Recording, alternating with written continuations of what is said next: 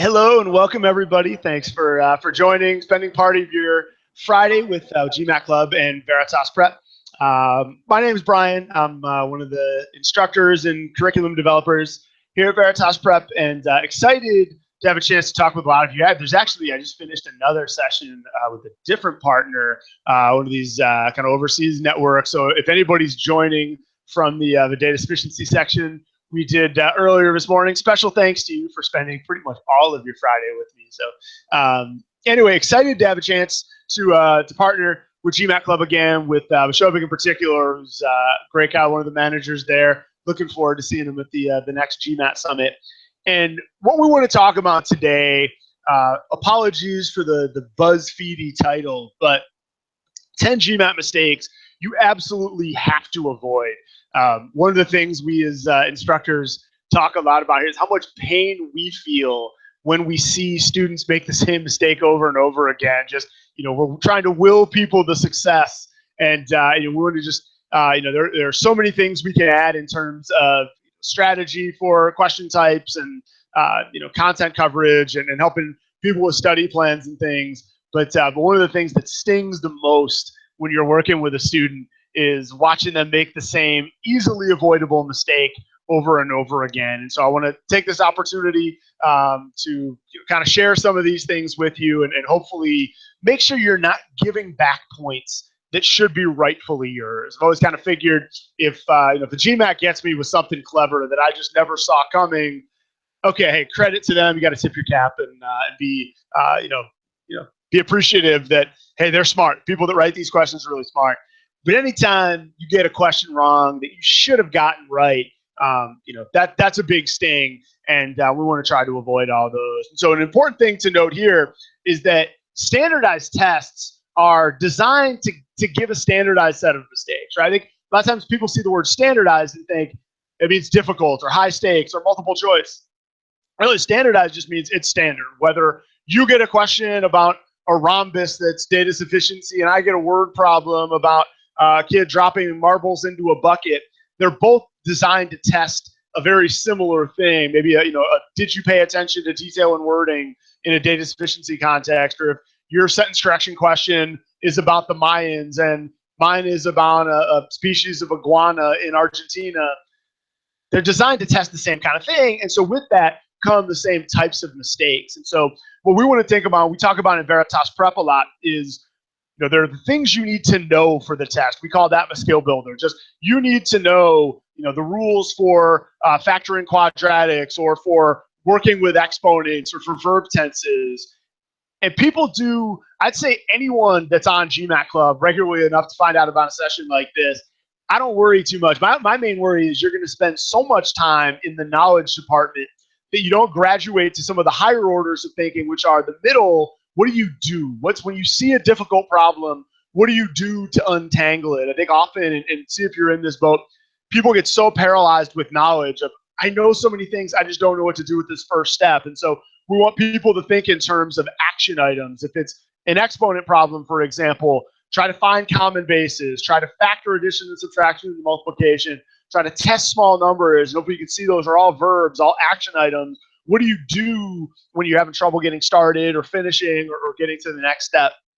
And then really what we're going to talk about a lot today is this dimension we call think like the test maker. If the skill builder level, we talk about in Veritas Prep is what do you need to know? Skills means strategies, what do you need to do? Think like the test maker is what do you need to watch out for?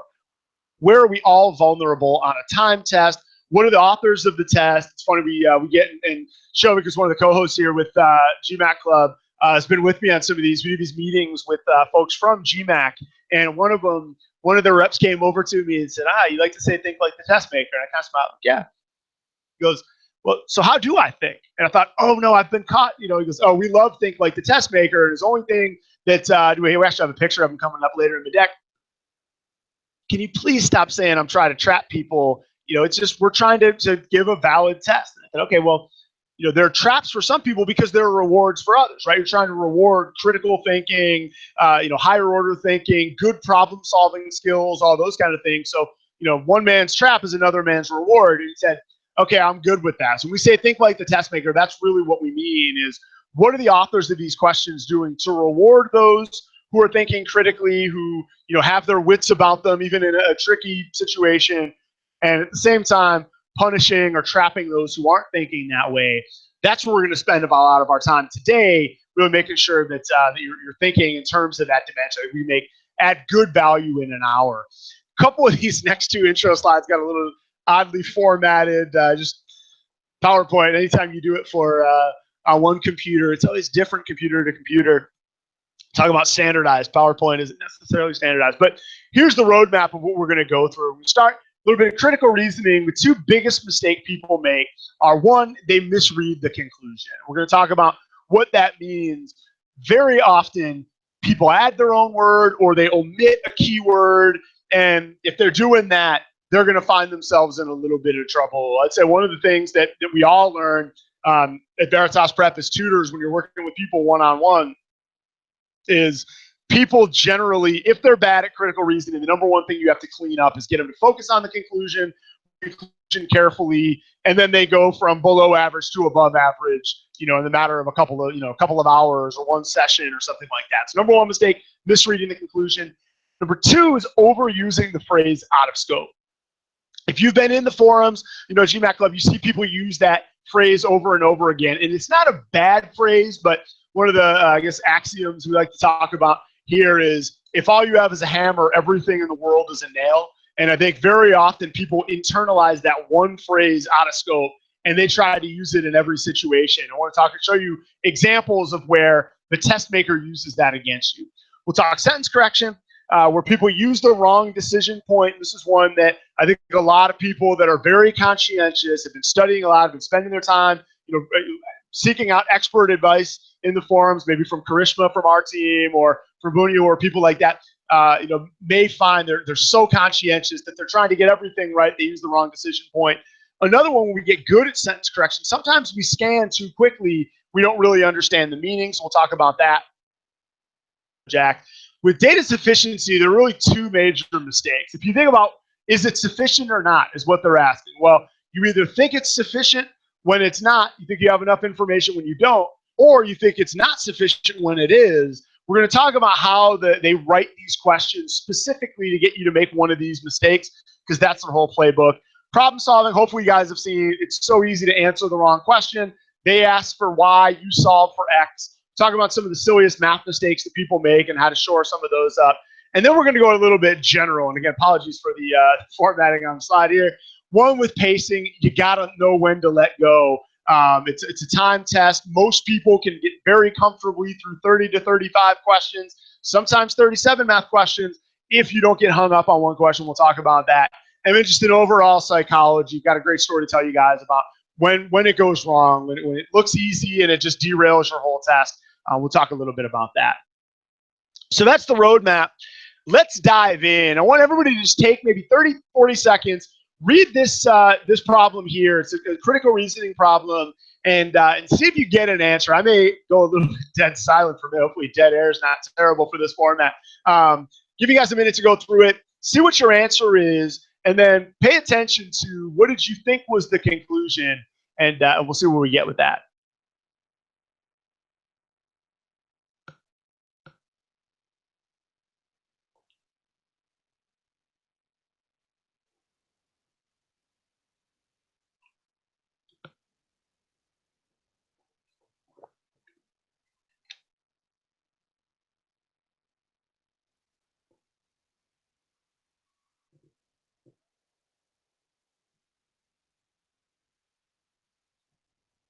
We'll go 30 more seconds.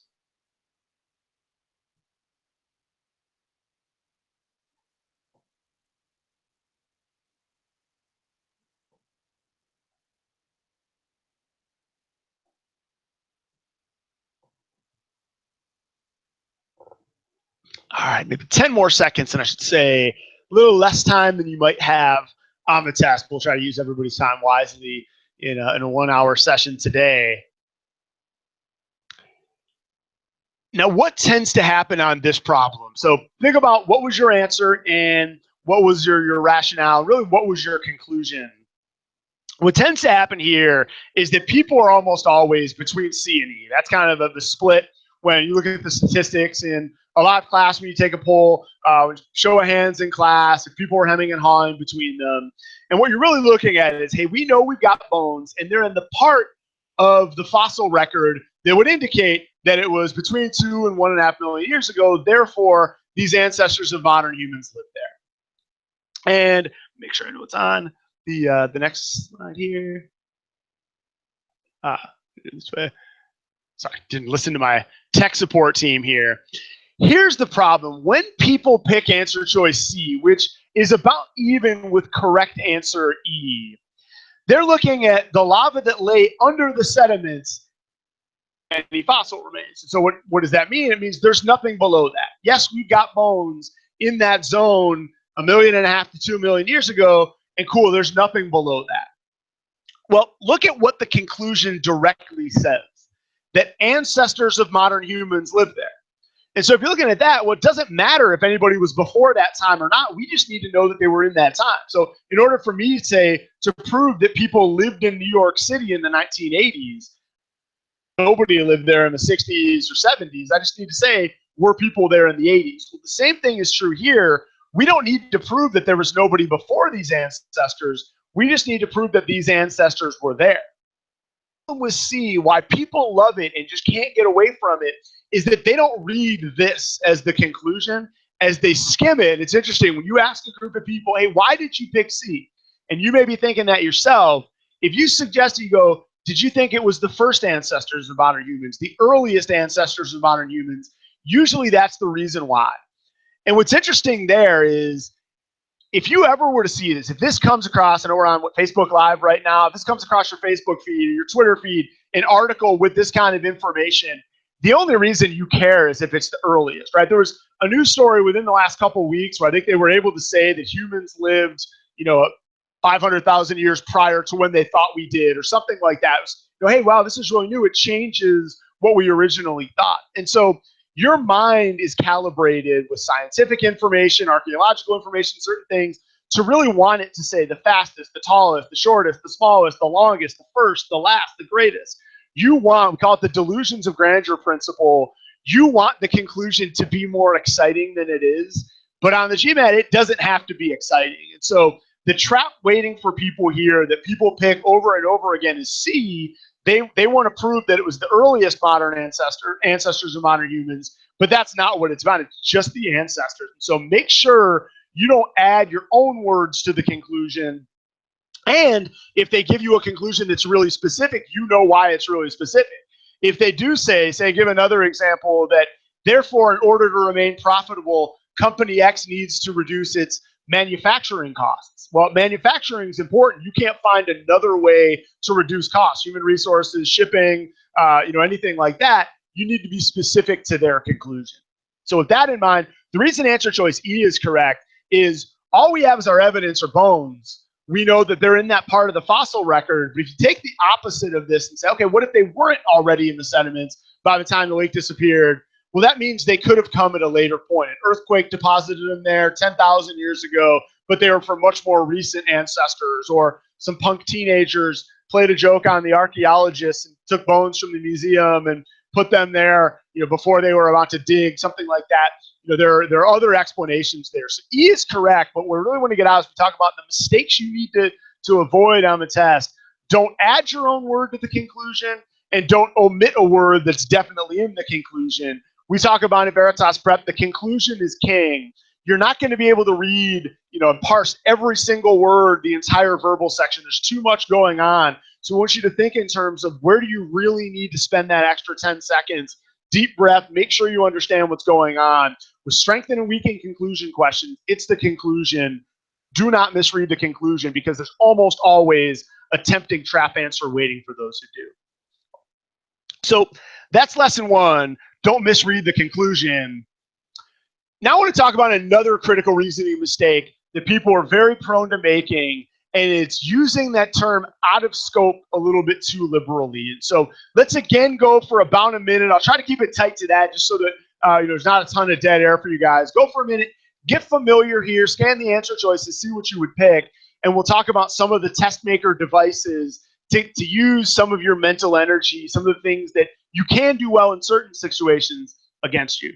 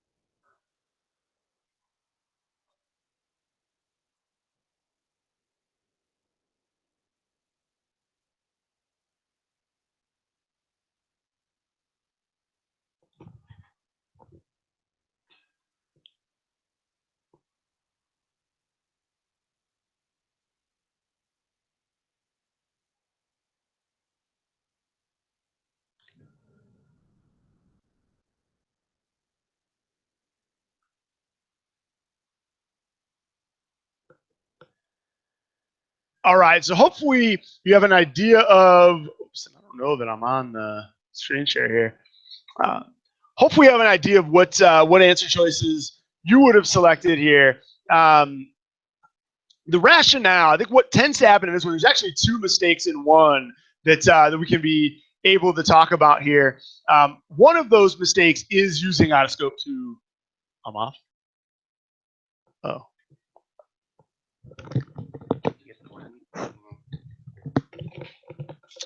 If you guys recall the question, we're going to get tech team here to get the slides back up on the screen for you guys.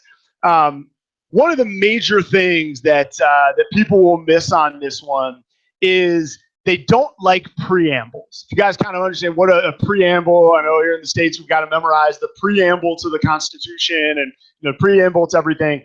The number one thing that the GMAT can do to distract you is to give you make you wait.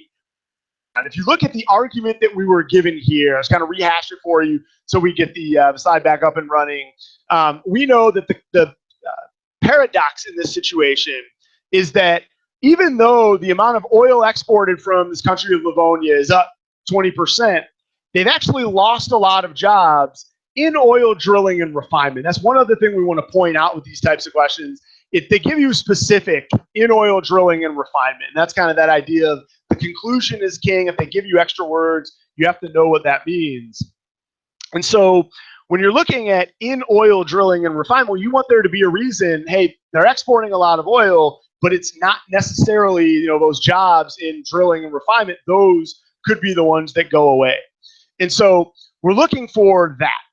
Now, if you want to say, okay, well, hey, maybe it's refined somewhere else, and that's what C says, but C says that in the second half. It takes a while to get there. And what happens with questions like this is that people very often will eliminate the right answer by saying, oh, overvalued currency, that has nothing to do with it. You guys can look at answer choice C here. I don't even know what they're talking about. Overvalued currency, it's out of scope. It's out of scope. It has nothing to do with it. We're talking about oil and exports and drilling and refinement. Out of scope. Overvalued currency is out of scope. Well, look at what they do. They just give you a preamble, and then after the comma, it goes right to what you want to know. Because of that, the crude oil is being refined after it's been exported. So, yeah, they're exporting it, but those jobs in oil refinement in particular are unnecessary now. So it definitely satisfies and helps to explain that paradox. The big lesson is you have to read past the comma. And one of the things we'd rather you do than just say out of scope, out of scope, out of scope, is have an idea. We kind of call it a shopping list. What does the right answer have to have? Here, how could exports be up, but those particular jobs be down? You're looking specific. Why would oil refinement jobs be down or drilling jobs be down? And then you're a little bit more patient. So be careful with out of scope. If you're writing these questions and you want to trap a lot of people, you just put a modifier or a preamble there and then a comma and realize half the people that should have gotten this right will eliminate it because the first portion of it seems out of scope. So out of scope is a standard you can use. just don't overuse it, because it's something that it's amazing. Somebody who knows what they're looking for and would get it right. If they don't have that comma here after currency and everything before it, everybody gets this one right. But just by doing that, they throw enough people off the scent because people are overusing out of scope. Now, we'll give you a little bonus mistake that you need to watch out for. That one comes from answer choice D. If you were trying to anticipate the right answer, you've got a little bit of mental inertia going on. So another thing to watch out for is mental inertia. Don't fall so in love with your opinion on the topic that you only look for answers like that. You get tunnel vision. One of the problems that people have, you know what's going on with jobs, right? If jobs are down anywhere in any developed economy right now, it's probably because of technology, right? It makes it easier to outsource those jobs, allows it to use machines to get done what human beings used to do, all those kinds of things. And so you're looking for technology. And so for the same reason people eliminate C, they fall in love with D because technology, I knew that was the answer.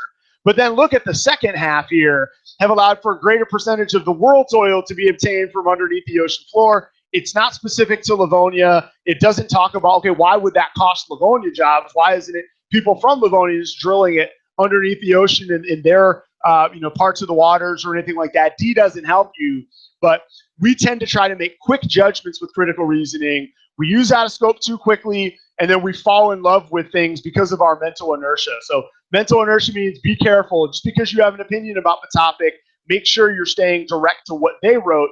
And then on the other side, make sure that you're not eliminating things for out of scope until you've read the whole thing. So that's critical reasoning. Now I want to talk about some things to do with sentence correction. Get back to share. Okay.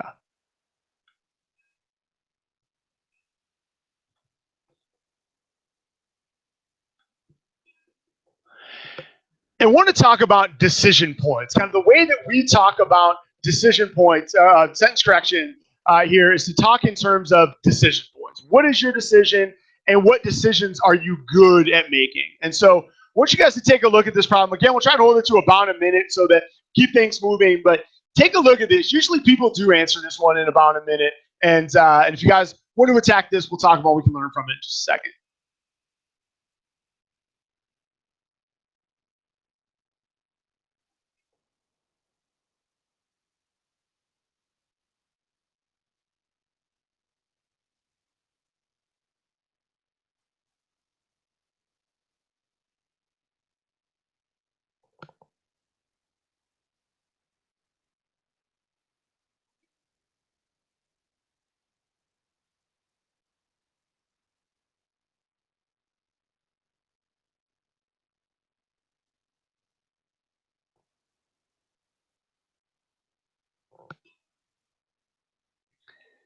Maybe another 30 seconds or so.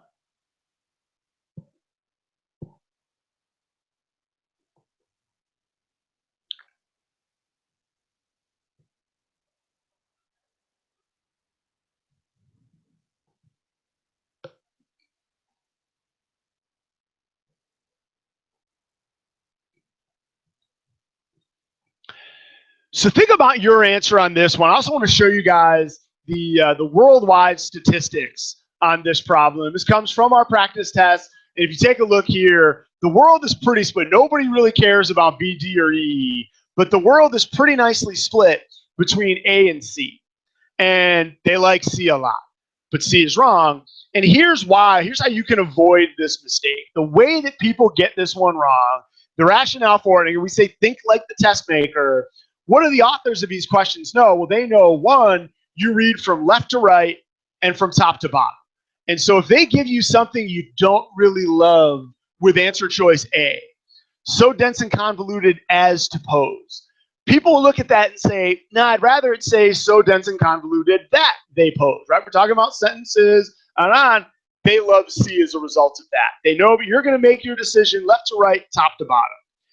And here's where I love the things that happen in the forums. I love the crowdsourcing and participation. You're in charge of your own study plan. The one place that the crowdsourcing and all that will lead you astray is people love to talk about idioms. People love to study more. Oh, I know this idiom. No, you say it this way, you don't say it that way. What you want to do is become really good at the decisions you can be really good at. And what you look at is you don't need to make that decision so dense and convoluted as to pose, so dense and convoluted that. Look, you know they test verb tenses. And the last word here is pose, posed, posed, posed, and posed. And so if you look at it and say, wait a second, I'm not an expert on idioms. I don't write for the New York Times. I don't know, I can't get that good at all those. It's like infinity. There's always one more way to express an idea, but I can get really good at verb tenses. Look, we've got our characterized, people who study his works. Everything is in the present right now. It would also be strange then to say an entire sentence, this is what we want to tell the world. We characterize these writings by sentences that used to pose a challenge to people who study his works currently. We currently characterize them this way because they used to pose a challenge. That's illogical. That's just dead wrong. So you can be wrong with those, and then it turns out that A is correct. And so the mistake you want to avoid, you can see from those statistics, the world makes that mistake way too often, is trying to know more than the test, trying to know too much grammar. You need to get very good at the stuff you're good at, and then just prioritize it. Say, I'm good at verb tenses. Every once in a while, my ear does the right thing, but sometimes it does the wrong thing. I'm going to go verb tenses first. And so we call this kind of the test maker technique, the corrupt mechanic. What does a corrupt mechanic do? Fixes something that wasn't broken. The GMAT loves to give you interesting sentence structures that you might not recognize, but that are correct. They mine the New York Times, The Economist, these well-written publications to find these interesting sentence structures that you and I don't necessarily use every day, but it's right. And then they bait you to fix that instead of working on the stuff you know how to do well. So make sure you focus on proper decision points, stuff you can do over and over again. And that usually means modifiers, verb tenses, subject-verb agreement, pronouns, parallelism in a series. Don't play the game on their terms, play it on your terms. And so mention that the danger is the longer you study for this test, the more you've come in to contact with idioms lists and people saying, oh, in this case, you have to use a gerund. In that case, you don't. Make sure you focus on the stuff that you can do repeatedly, because it's amazing how often people miss a pretty obvious verb tense error here. And again, you can see the statistics. They miss the obvious verb tense because they think they know too much about grammar. And the GMAT is here to show you you don't know as much grammar as you think you do, unless you happen to work at the New York Times. So you can only control those things that you can control. So don't play the game on their terms, play it on yours. And then I want to look at this one again, give you a minute. One other thing that's interesting with difficult sentence corrections. People think it's difficult because you need to memorize more stuff. I don't know. What really is it's tricky. They punish scanners. If you've kind of learned that, oh, this one has that of and those of, and it's possessive, it's got to be this or that, they'll pick situations where the meaning of a sentence doesn't work with that, where you really have to understand what the sentence is trying to say. So take a look at this one. Again, try to hold it to about a minute, and we'll see what we can learn from it in about a minute.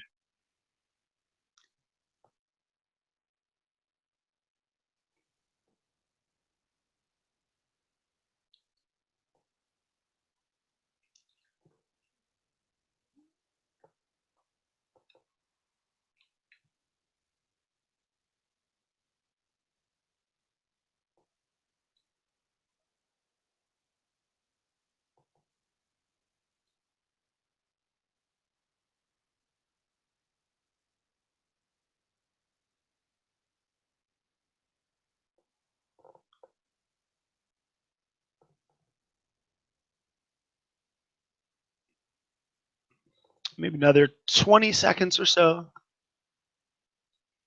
And again, you'll have more time on the test, but want to make sure we're focusing on the takeaways.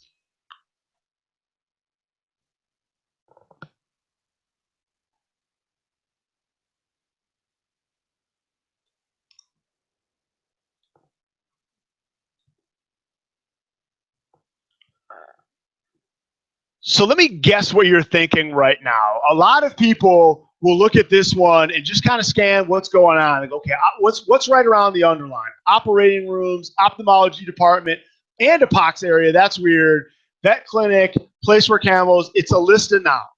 And so people tend to do this problem saying, all right, well, I need to figure out where the and goes. Is there a way I can get the and all the way at the end?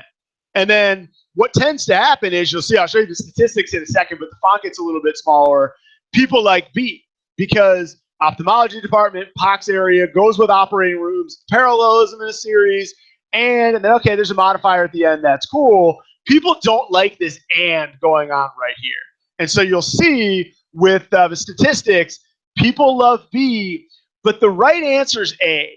And if that comes as a surprise to you, it's because you likely scanned it and didn't really think of the meaning of what was going on in the original sentence.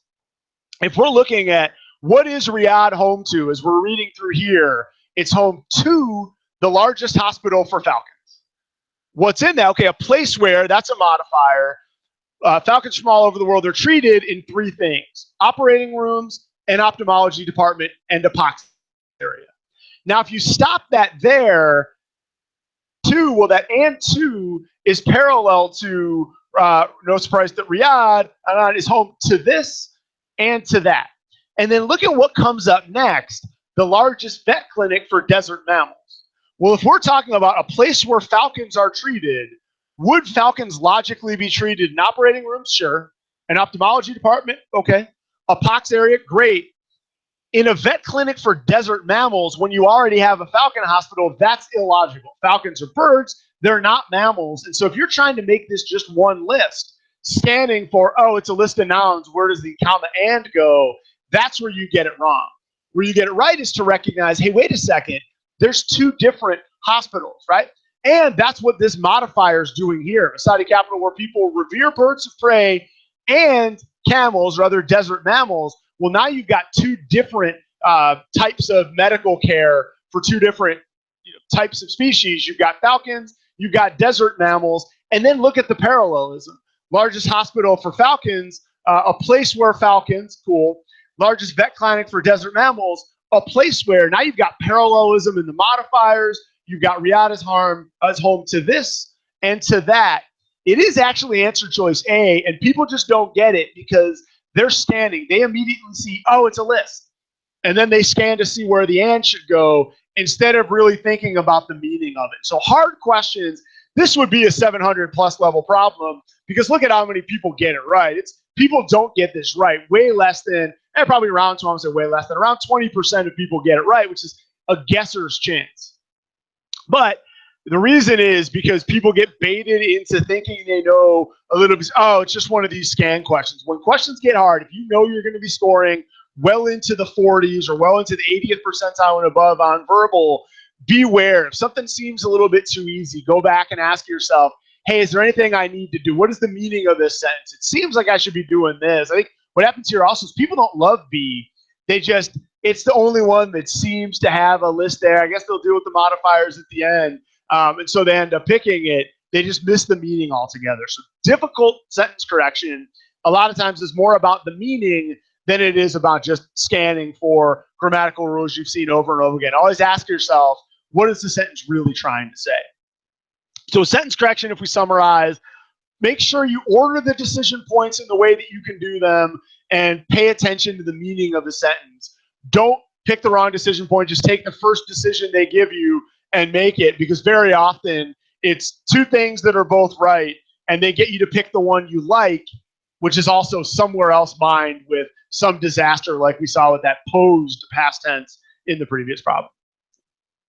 So that'll take us onto data sufficiency. And you guys will see on the slides here, we're going to go to be announced on what the takeaway is here. I want you guys to take, again, about a minute on this one. We'll try to keep it tight so we can cover a lot of ground here. And we'll talk about what we can learn from this one in just a second.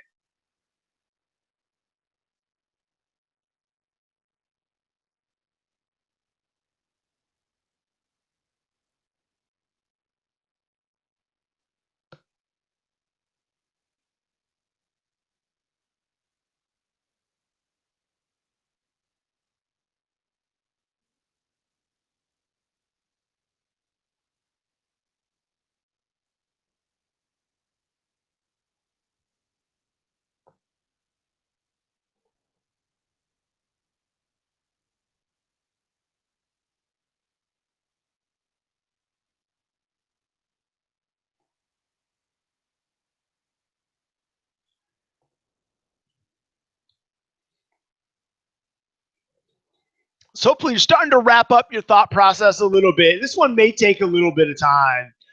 I want to show you guys the statistics on this one and talk about a strategy that you just need to have in your toolkit when it comes to data sufficiency problems. So if we look at the statistics here, the world loves answer choice A, but the right answer is answer choice C. And really what it comes down to is this. People pick numbers on this one. And so people pick numbers because this is so abstract. Z is the remainder when Y is divided by Y minus 1. They're both positive integers. And they'll just pick, okay, let me try, what is it, 5 and 4? And they'll go, okay, 5 divided by 4, hey, it's 1 remainder 1. Okay, what about maybe 10 divided by 9? Let's try another one and see if there's a pattern. 10 divided by 9, well, 9 goes into 10 once with 1 left over. It's 1 remainder 1. Let's try a huge number, 100 divided by 99. 99 goes in once, there's 1 left over. It's 1 remainder 1. And if you just test a handful of numbers, you're almost certainly going to say, hey, every time I do it, it's 1 remainder 1. So if Z is the remainder, remainder's 1, answer's 1, and I'm good. Problem is, it's not the only pairing that's there. If you're thinking about it, you may have found it. What about 2 and 1? 2 is a positive integer, 1 is a positive integer, so if 2 minus 1 is 1, that's 2 with no remainder. And so the remainder could be 0, and so you actually need statement 2 to rule that out and say it can't be 2 and 1 because Y can't be prime. Now, how do you save yourself from that? Because so many people did not hear, right? Easy for me to say there's only one combination there and it's 2 and 1. You may be saying to yourself, how am I supposed to find that needle in the haystack? Well, one is play devil's advocate. Anytime you pick numbers on data sufficiency problems, your goal should be, I need to play devil's advocate. I need to try to get the other answer. Just picking 5 divided by 4, 6 divided by 5, 7 divided by 6, they're essentially the same number. And so you want to think about, okay, play to the fringes of the range. What's the smallest number they'll let me choose? What's the biggest number they'll let me choose? If you do that, smallest combination is 2 and 1, and you'd get it. Big, go up to 1,000, a million, whatever you want to do. Maybe ask yourself, would a negative number change things? Would 0 change things? Would a fraction change things? If it's triangle, what if I drew this triangle with one 179-degree angle? It's the most obtuse triangle anyone's ever seen. Always try to play devil's advocate. If you're going to pick numbers or draw something, see if you can break it somehow, particularly picking numbers. Don't just pick 3 numbers and say, yeah, I established a pattern. I guess it's sufficient. Do that. The other one is, if they ever give you a worthless statement, Y is not a prime number, well, they're asking me about Z. Of course, statement 2 is not sufficient. It can serve as a clue of, hey, you better try something else. And so here, if you're not thinking before, why would prime or not prime matter in my example before? I said statement 1 was sufficient. What's this doing here? If a statement is worthless, ask yourself why it's there. Go back to the other statement and say, did I consider this or not? And that should get you thinking, okay, what's interesting with prime numbers? Well, 2 is the only even one. If that's your clue to go back and save yourself with 2. So one mistake people make is that they don't play devil's advocate. They think it's sufficient when it's not because they didn't test all possible cases there. Here, the real lesson, the obvious way to save yourself, or the straightforward way to save yourself is, what's the smallest combination of what you pick? They gave you a range. They said positive and positive, which means greater than 0 and greater than 0. You have to think, okay, well, how low can I go greater than 0? If you're not testing the edge cases and playing devil's advocate, you'll fall victim to some of those mistakes. Now, here's one more. Again, we'll give you a minute to think it through, and we'll kind of announce what the strategy is after. But think this one through in about a minute, and we'll follow up with some explanation then.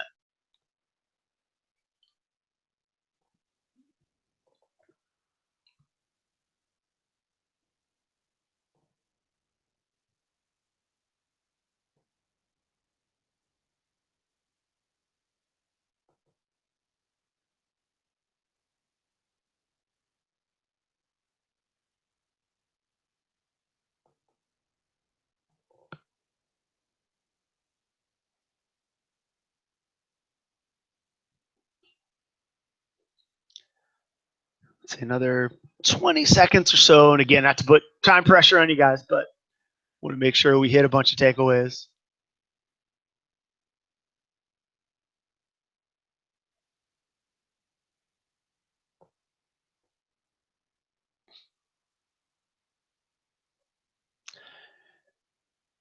So get here, and not to rush you guys, but we'll focus more on takeaways than just pure can you solve it on your own. So we'll give you guys time to do your homework at home. We'll try to add value here. If we go to the statistics, look at this. We got thousands of responses on this in our practice tests. And by the way, if you're interested in practice tests, Veritas Prep free practice test, item responses, we're going to talk about all that in just a second. But you get stats on all these questions, which is great because you get to see the mistakes people make. The world loves C. The answer is A, but really what's important is why. Here, and actually we go back to here, the big lesson is leverage assets. This is one of those where people think there's not enough information. They don't think you can do it with one alone. They think you need both. But if you leverage your assets, you can do it with one.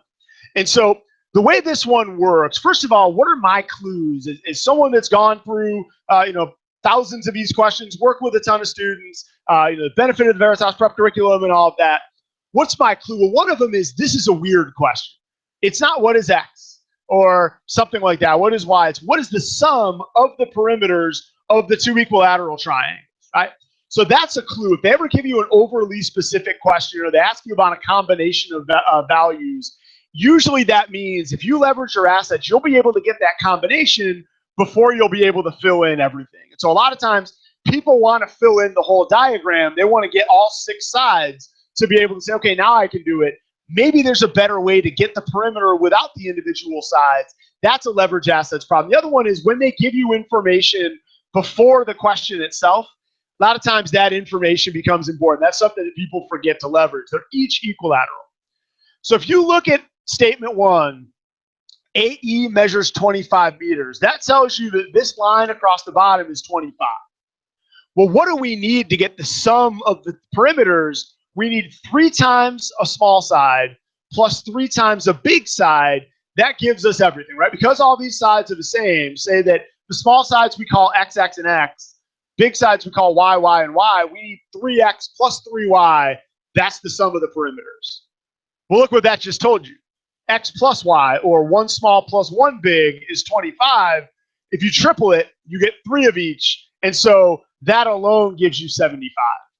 Problem is people just don't leverage that information there because they're looking to be able to get all of them in there. They don't really unpack and say, okay, equilateral, label all the sides, X, X, X, Y, Y, Y, or small, small, small, big, big, big.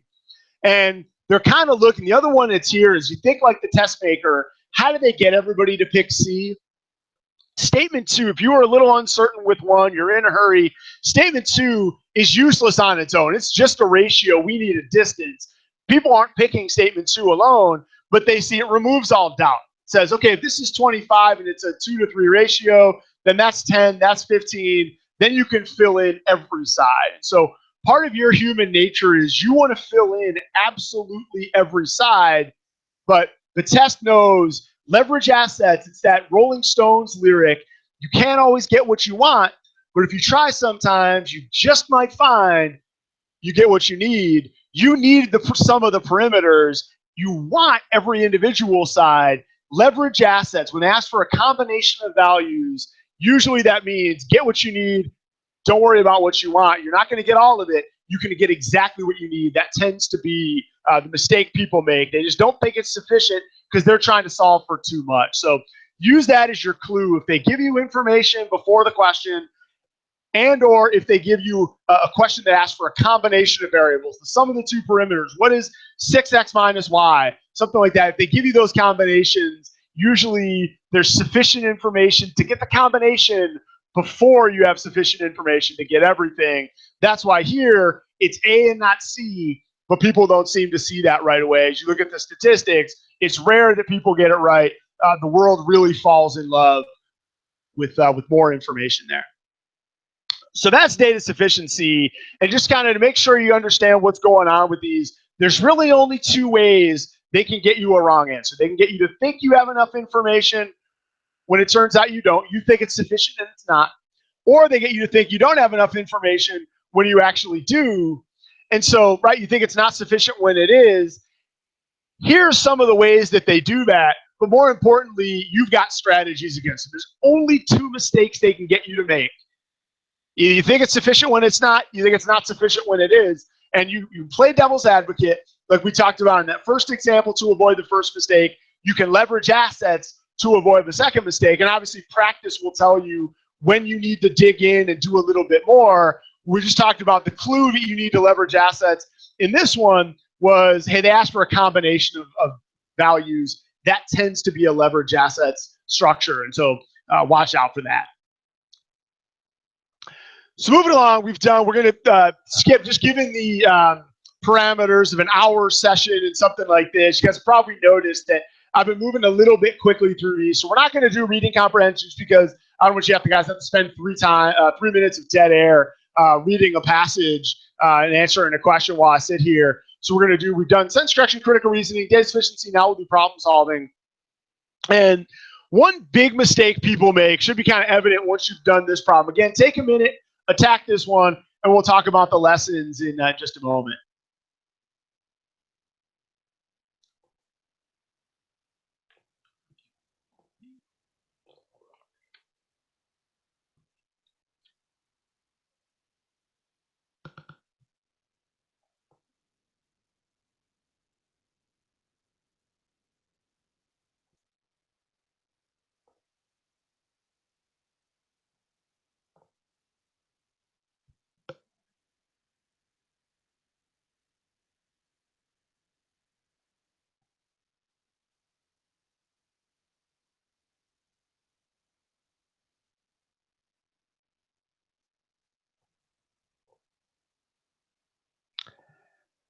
All right, I'll kind of ease into it so that people can finish up their work.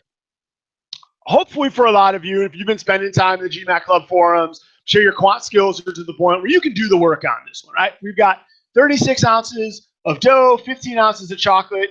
The end total is you want it to be 20% of the total to be chocolate. Well, here's how we're going to set up the work, right? 36 is 4/5 of the total, which means that the total, right, because 36 is what doesn't change. So we're going to use that as the fixed amount. But dough we use all of, and 20% chocolate in the end means 80% is going to be dough. So we can use that portion. That means the total is 45.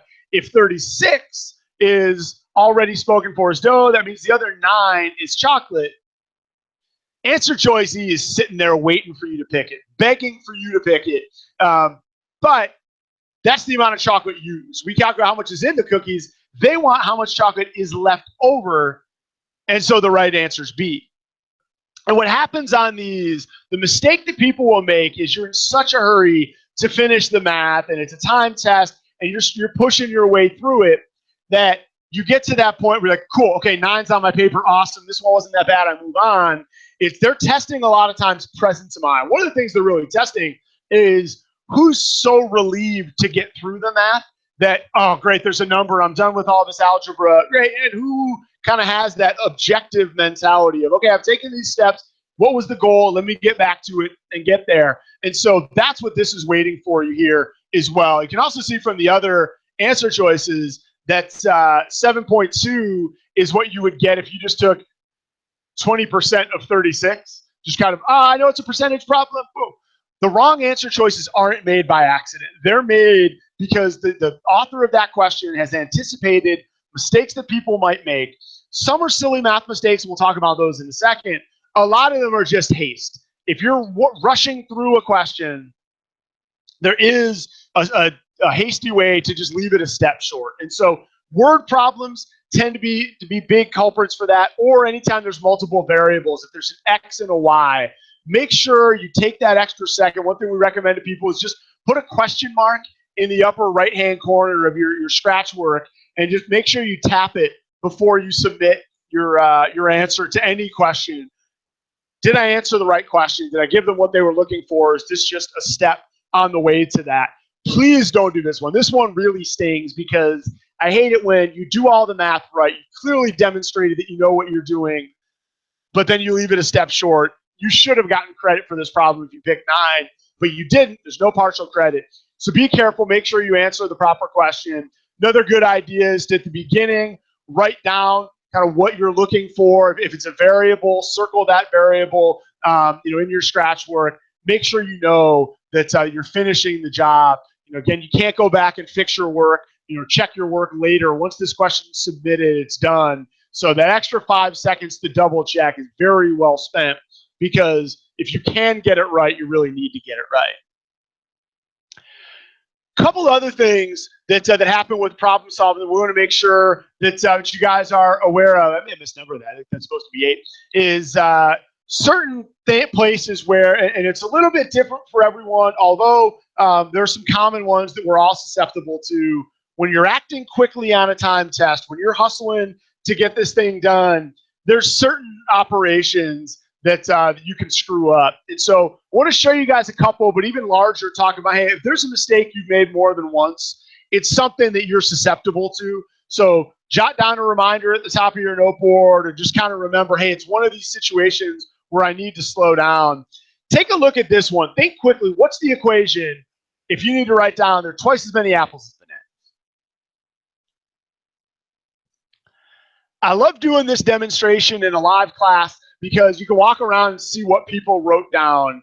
There's a huge temptation to write down 2A equals B, right? You see there are 2A, B, they're in that order, and so it's just, oh, 2A equals B. Or you might have said, no, it's A equals 2B. If you ever get this, if they give it to you as a ratio, not as an equation, right? They didn't give you is or to be or anything that signals equal, one of those words, is, was, were, are. Here they just gave it to you as a ratio. If you're trying to turn it into an equation, a simple test is, okay, try 2 apples and 1 banana. You know that that's what goes on here, right? 2 apples and 1 banana would work. Well, if you put that in here and say 2 times 2 equals 1, clearly that's false. Try it here. Okay, it actually works. 2 equals 2 times 1. It's the second one, and really what they did is say that twice as many apples as bananas is A or B equals 2 over 1. They gave it to you as a ratio. When people are rushing, they tend to get this one wrong, or a lot of people will. And so know, when you encounter a situation on test day that you've made silly mistakes before, slow down. Just say, hey, this is not where I'm going to make up for lost time. This is where I'm going to slow down because I know I'm susceptible to mistakes. So this is one we've seen a lot of students make mistakes with. If this is dead easy for you, pay attention to other instances where you get caught on that kind of thing. But know where you need to slow down.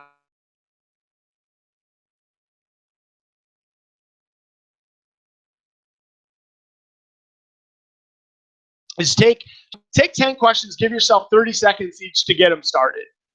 And then come back after that and finish them up. And anywhere you set it up wrong because you were working quickly, because you were under the gun of trying to have something to show for it in 30 seconds, remind yourself, yeah, it's probably where I can't afford to work too quickly, because usually you make your mistakes in the first 30 seconds and the last 30 seconds.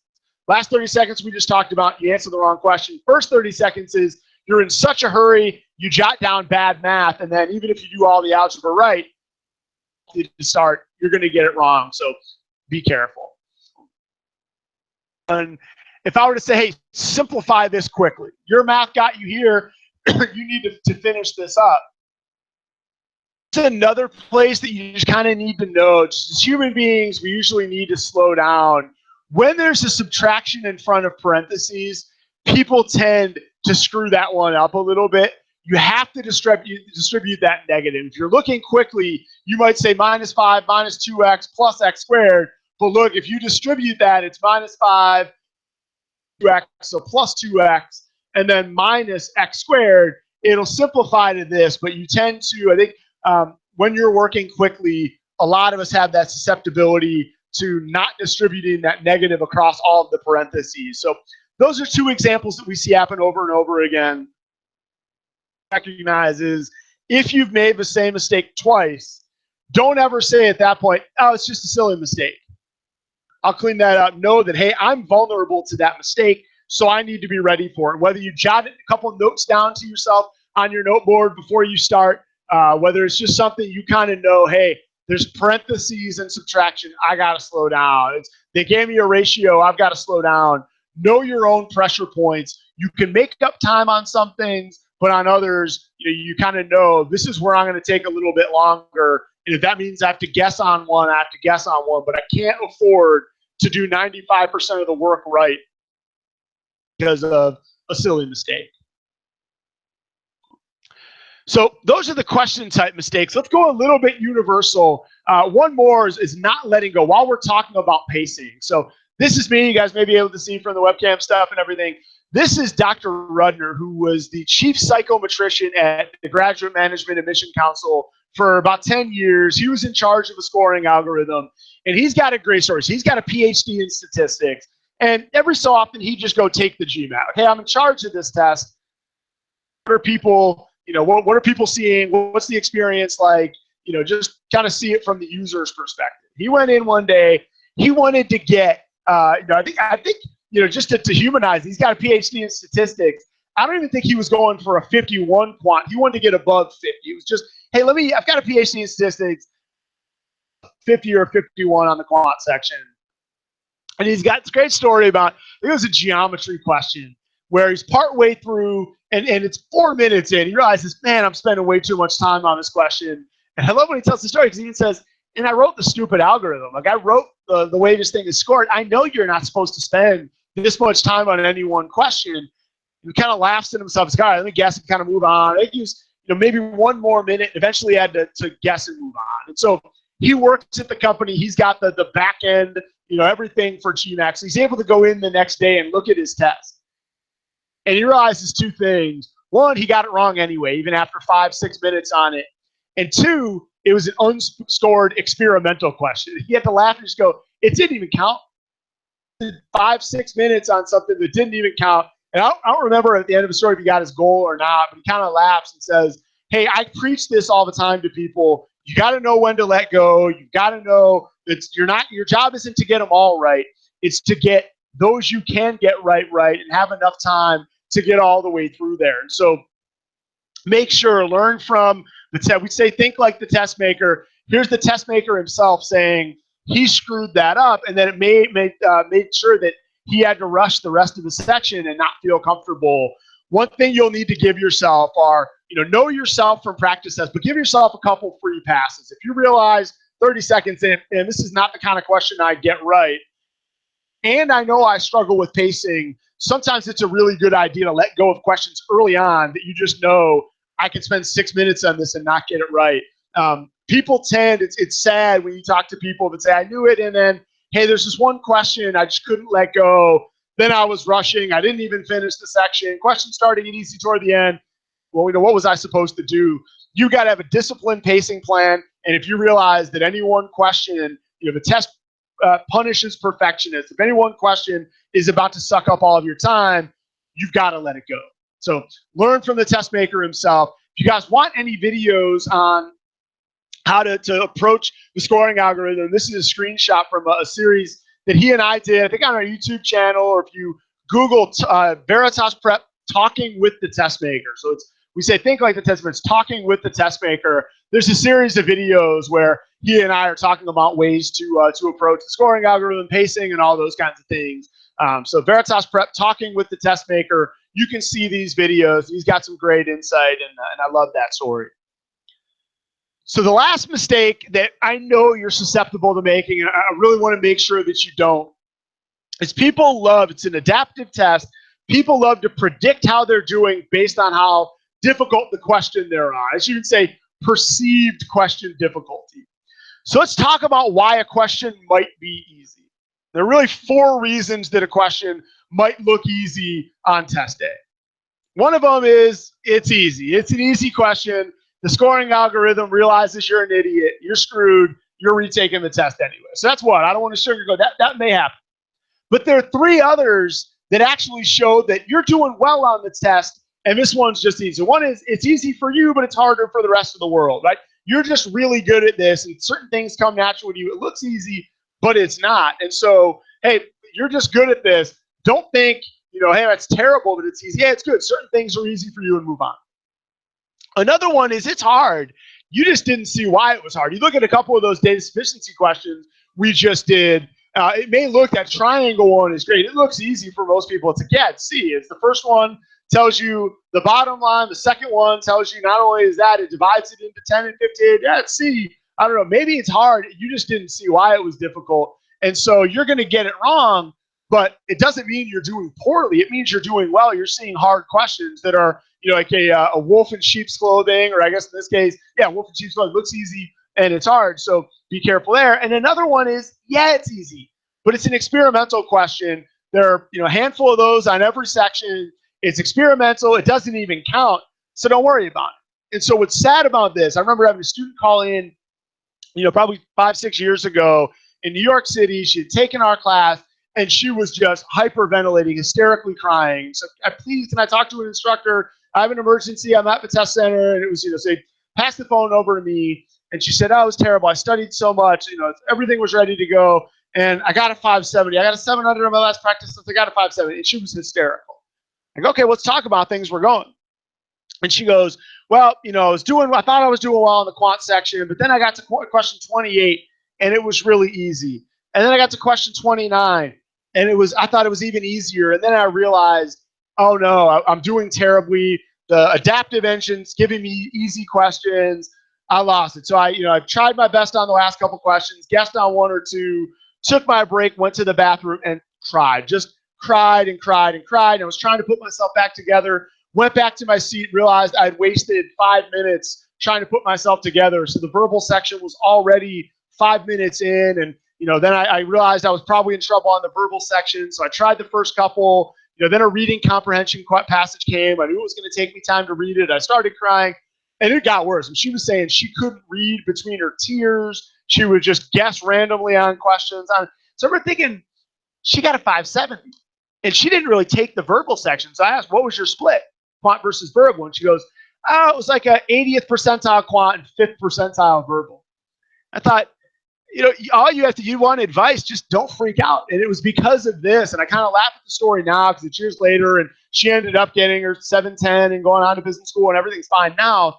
But it's really sad. People love to interpret in practice tests. Hey, I think my practice test should be really based on my response pattern. This is that. Everybody tries to know more than the scoring algorithm. Again, if you go to that series, Talking with the Test Maker, you'll see you just can't predict the scoring algorithm. It does what it does. It's very well put together, but you can't try to predict. Yes, if it's easy, there's a chance that it's easy and you're doing terribly, but there's a lot more of a chance that it looks easy, but it's not. It's easy for you, but it's hard for everybody else. Maybe it's experimental. Please do not ruin your test day because you think you saw an easy question and that signals to you that you're not doing well. You've got to be like one of the worst quarterbacks in the NFL, in the National Football League, the NFL, short-term memory. Some of those guys go out there, they throw interception after interception, but they remain confident. You need to be that person that's supremely confident, even if you think you've seen a reason not to be. Please don't try to predict your performance based on the difficulty because, even if you do, say you're right, well, it didn't help you. You did poorly. But there's such a high likelihood that you're wrong, that it's not easy or that it doesn't mean that you're in trouble. And so, really to quote FDR, the only thing you can do here is psych yourself out. The only thing you have to fear is fear itself. Maybe you're in trouble. More than likely you're not. And so just don't freak yourself out. So where do we go from here? We'll open it up for Q&A in just a little bit. Hopefully by now you've seen some mistakes and you know to avoid on test day. You can avoid them on your practice tests and everything. Couple things we want to point out. If you go to GMAT Club, you can get $100 off any of our courses. Obviously this was quick in an hour, but we hope that, hopefully if we have a little more time with you, we can even add more value, kind of scaffold up some of the concepts and everything that's there. The other one is you saw some of those statistics we threw out there come from our practice tests, and you also saw the picture of us with the psychometricians from GMAT. Our practice tests use I would say the same because there are variances, but we use item response theory based on the research that the folks at GMAT did. We use that same ideology to score our practice tests. And so, very confident in a great user experience there, good score prediction solutions and everything. So please take advantage of those free resources. Our question bank, you can do a lot of practice, whether through the mobile app or in the in your student account. And then free profile evaluation. If you're thinking about going to business school, obviously this is a means to an end. You can fill that out and get some feedback from our admissions team on what's going on there for you. Coming soon, oops, I think I just lost that.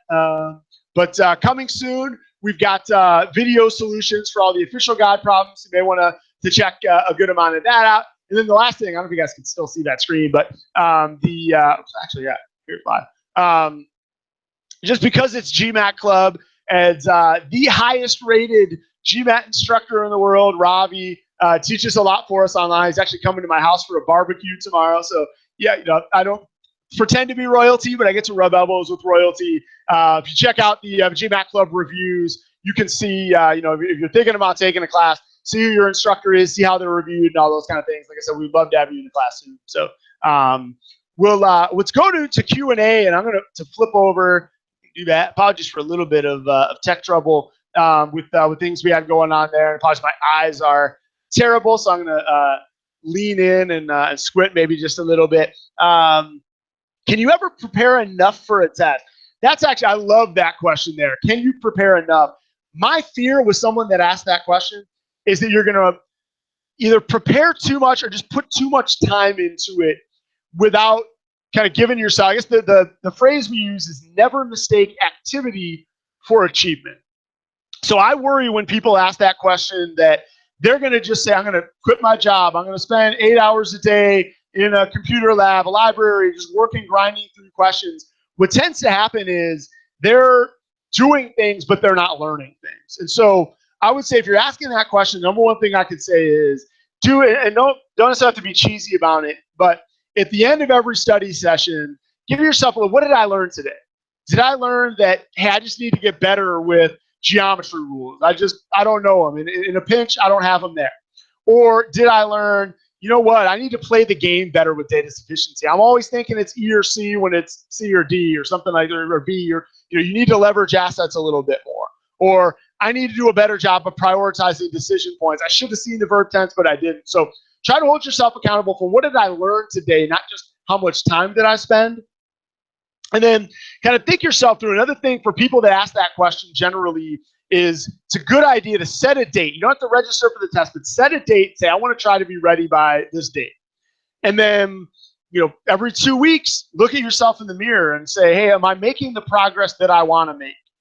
And if not, I don't think I'm on track, well, then give yourself another week and say, I'm going to build in a week, move that test date out, and say, in this week, here's what I want to work on. I'm just not good enough with algebra. I need to work on algebra. I think when people ask that question, they kind of put themselves in, I'll take it when I'm ready. I'll take it when I'm ready. I'll take it when I'm ready. And that's so far off in the distance that either you start to resent it, you probably were ready, but you forgot that, or you start to let it go. Then you start to go, you know what, I need a 2-week break. And then you start to lose some of that momentum. So try to set a date, and just sort of the worst thing that can happen is you got to take it again. So set a date, have it in mind. Be honest with yourself before you sign up. Am I making the progress I want to make? But force yourself to pay attention to what you learned in that study session, and then kind of have a target date in mind so you don't just let it go into infinity. So hopefully that helps. See, how would you rate difficulty of IR? It's a little bit, I guess the one thing with IR is the pacing is the hardest. By far. We were talking to, talking with the test maker, and he even said, if my son were taking it, I would tell him, plan to guess on one. People don't get through all 12 of them. And so the pacing is hard on IR. The other thing I would say on that, though, is anytime I've done IR-specific sessions, study sessions with people, tutoring, anything like that, I actually don't think the questions are that hard. So I would say practice official, but I think part of it is there's not enough official practice there. But I'm generally surprised at how a lot of it is just, can you find information quickly? It's more of a style. It's not that, wow, that was clever. They really tricked me there, like some of the data sufficiency or anything like that. It's sort of, you need a little bit of exposure to it. So the pacing's hard and the exposure is hard. I actually think if you do a little bit of prep with it, I'm maybe a bad person to ask because I do this for a living as opposed to studying an hour and a half twice a week or something like that. But I don't think the questions are that hard. I think it's the pacing and familiarity that's tricky. Link of that conversation with the test maker, if somebody can find it and we can put it in there. I had a little bit of tech trouble switching browsers, on and on and on. I'm not going to risk it to go Google it, but if you just Google Veritas Prep talking with the test maker, those videos will come up. So let me give you that, because if I go searching Google for it, you guys may never see me again. Let's see, when did I take tests? First time was in 2000. The best advice I ever got was my mom told me best advice you ever get is from your mother. Always take GMAT, GRE, LSAT. You know you're going to go into something for grad school, at some point. After the time you graduate, within the first 6 months, take all of them. Score is good for 5 years. So I first time I took it and scored 99 percentile was back then.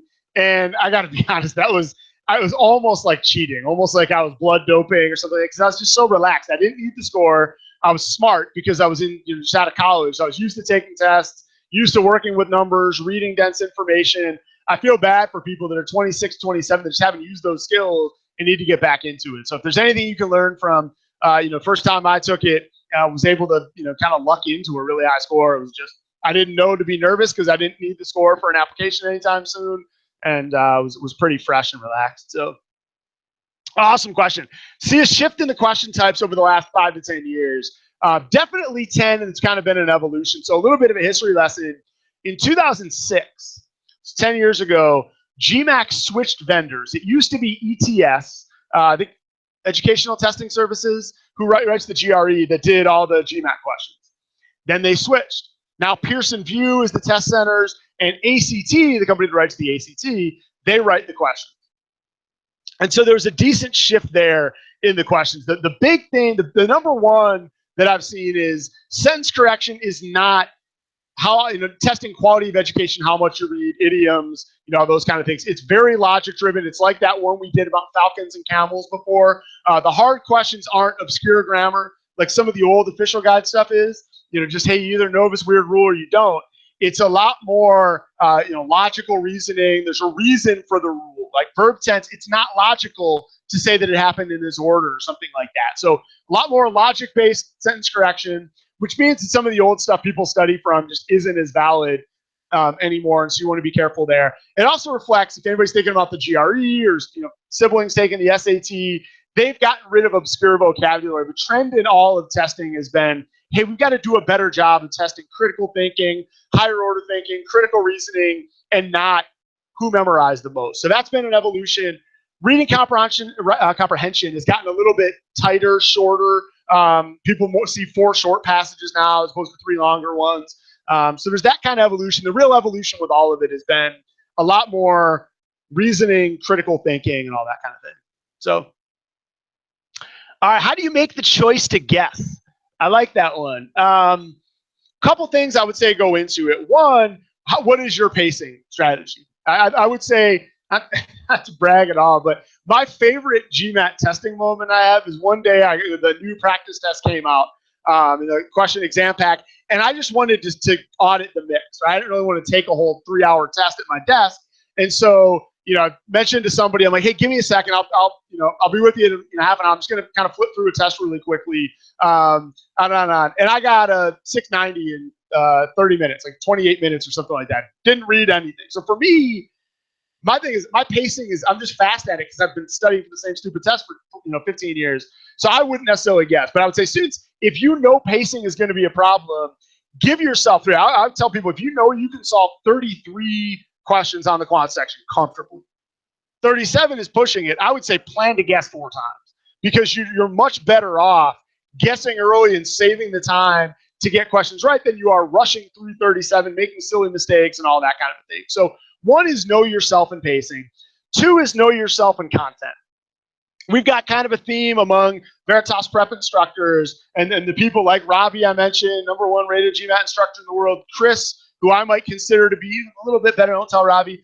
He's the one that, if my brother were taking the test, take Chris's class, he co-wrote all our curriculum and everything. We all kind of know if we're going to guess on one, it's going to be geometry, because there's geometry questions that are just, when they tell you the rule afterward, you go, oh yeah, I guess you could connect these two. But if you don't see the connection visually, it's just, I don't know how I'm going to get from this angle to that circle or something like that. If you don't see it, you could spend 10 minutes and never see it. Sometimes you see it or not. So I bring that up because just know yourself. Know, like, kind of going in with a game plan of, if it's this type of content and I don't see it, that's probably where I need to guess.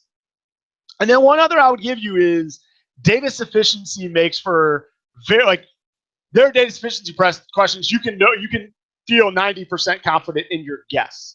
And the rationale for that is, like we saw in some of those, the triangle problem where the obvious answer was C, but the right answer was A. there are questions where you look at and you kind of do a little bit of the calculation with yourself and say, okay, if the answer is this, it's obvious. It's an easy question. Who are they rewarding on it? So if the answer is this, it's like a 400 level question.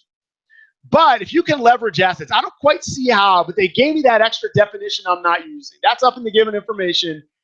There may be a way to get to answer choice A. And if so, then it's probably a 700 level question because only really sharp people are going to find that. And so if you need to save a little bit of time and you just know, hey, I don't have the time to finish it. Think about this. If it's a 400 level question and you were right with the obvious answer, well, either it's experimental and doesn't count, or you're doing so terribly you're retaking the test anyway. So one thing to think about, it's not, I wouldn't give it as an absolute strategy, but you need to think about something like that is if you're running short on time, hey, there's 8 questions left. I may only have time to do 5 of them. And you see a data sufficiency set up with an obvious answer, and then one you think, I could probably leverage assets and get that. That's one where I would guess, because if your guess is wrong, you're kind of screwed. It's either experimental or you're doing so badly that you're retaking the test anyway. So that's another place. It's not a bad way to game the system a little bit and see if you can guess that way. So, all right. Perfect. Well, looks like we're wrapped up here. Thank you guys for the questions. I was kind of cursing myself yesterday. I'm like, why did I say the 10 biggest mistakes? Just sounded like a great number. I'm like, that's a lot to get through in an hour. So hopefully I didn't run this too short that people didn't have a chance to answer questions. We're up in the forums. I'm in the forums every now and then. Karishma's in the forums for us. So got extra questions, take a look for us there. Like I mentioned, all the free resources and things. We'd love to have a chance to work with you, whether it's just through the practice test or through a class or anything like that. So thanks, everyone, for spending part of your Friday with us. Hopefully you found it enjoyable. I definitely did. And, hope to see you guys in the class soon. So good luck, everybody.